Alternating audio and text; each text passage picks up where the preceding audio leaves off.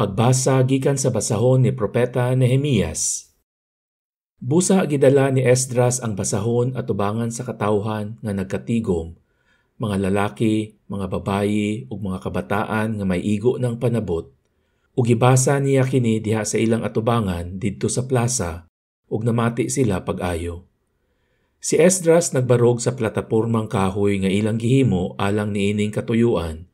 Ug tupad kaniya nagtindog si Matatias, si Semaya, si Anayas, si Urias, si Hilkias ug si Maasyas diha sa iyang tuo. Ug dapit sa iyang wala diha si Pedayas, si Misael, si Melkias, si Hasum, si Hasbadana, si Sakarias ug si Mesolam. Giablihan ni Esdras ang basahon sa balaod at tubangan sa tanang tawo, ug sa pag-abli niya niini nanindog ang tanan. Ug gidayeg ni Esdras ang Ginoo, ang gamhanang Dios, ug ang katawhan mitubag, Amen, Amen, pinataas ang ilang mga kamot. Ug gituko nila ang ilang ulo, ug gisimba nila ang Ginoo uban sa dakong pagtahod. Mihatag silag binaba nga hubad sa balaod sa Dios, ug gipasabot kini aron ang mga tawo makasabot niini. Nanghilak ang katawhan sa pagkabati nila sa balaod. Busa si Nehemias nga maoy gobernador, ug si Esdras ang pari ug batid sa balaod, ug ang mga Levita nga nagtudlo sa mga tawo, miingon, balaan kining adlawa alang sa Ginoo nga atong Dios, ayaw kamo kasubo ni manghilak. Pagbasa gikan sa unang sulat ni San Pablo ngadto sa mga taga-Korinto. Kay si Kristo sama sa usa ka lawas nga may daghang bahin apan usara ka lawas, bisan kung nagkalain-lain ang mga bahin niini. Sa samang pagkaagi, kitang tanan, mga Hudyo ug mga dili Hudyo, mga ulipon ug mga dili ulipon, binunyagan diha sa usa ka lawas, pinaagi sa maog gihapong espiritu, ug ipainom kitang tanan sa usa ka espiritu.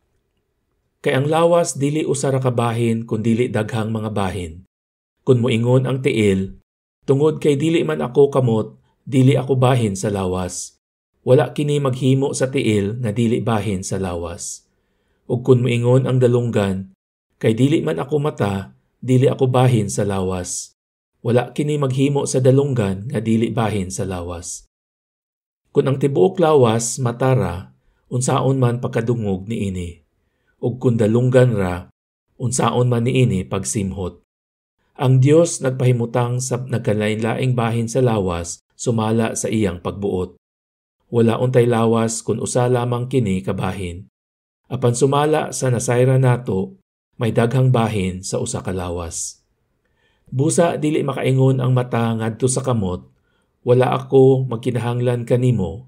Hinunua, dili kita makapadayon sa atong mga buluhaton kun wala ang bahin nga atong giisip nga huyang, ug kadtong mga bahin nga atong gihuna-huna nga dili kaayo hinungdanon, mao hinuon ang atong giatiman pag-ayo. Ang mga bahin nga dili kaayo nindot tan-awon nakaangkon sa talagsaong pagtagad nga wala kinhanglana sa mas matahom nga mga bahin sa atong lawas.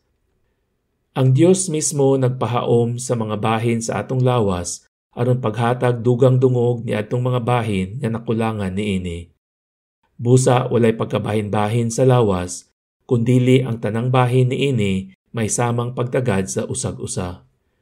Kung ang usa ka bahin sa lawas mag-antos, ang ubang bahin mag-antos usab. Kung daygon ang usa ka bahin, ang tanang bahin makaambit sa kalipay. Busa kamong tanan lawas ni Kristo, ang usag-usa bahin niini.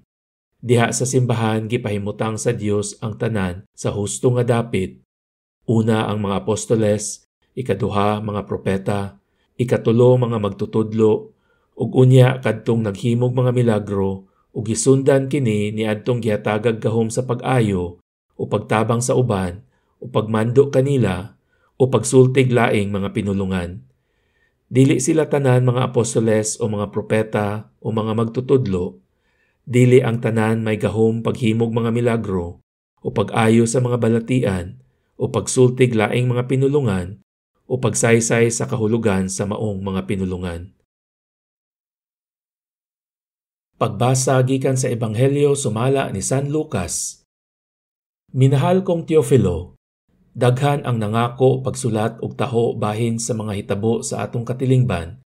Gisulat nila ang gitaho kanato niadtong nakakita gayod ni ining mga butanga sukad sa sinugdan ug nagsangyaw sa mensahe.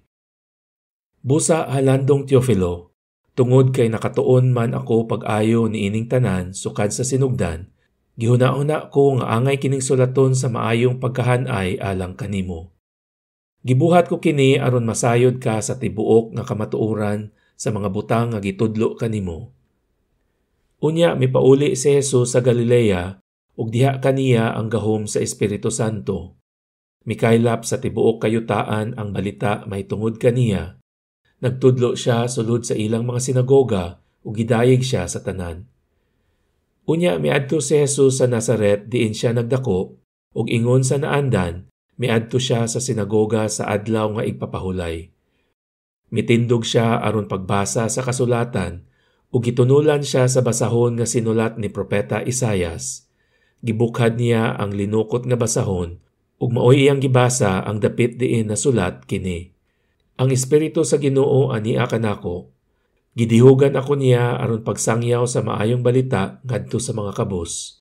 Gipadala ako niya aron pagsangyaw sa kagawasan ngadto sa mga binihag ug pagpahiuli sa panan-aw sa mga buta, pagpagawas sa mga dinaog-daog ug pagpahibalo sa tuig nga ang Ginoo muluwas sa iyang katawhan. Unya gilukot ni Jesus ang basahon ug giuli ngadto sa piniyalan ug milingkod siya. Mitutok kaniya ang tanan nga didto sa sinagoga. Unya miingon siya kanila, "Kining bahina sa kasulatan natuman karong adlawa, ingon sa inyong nadungog nga gibasa."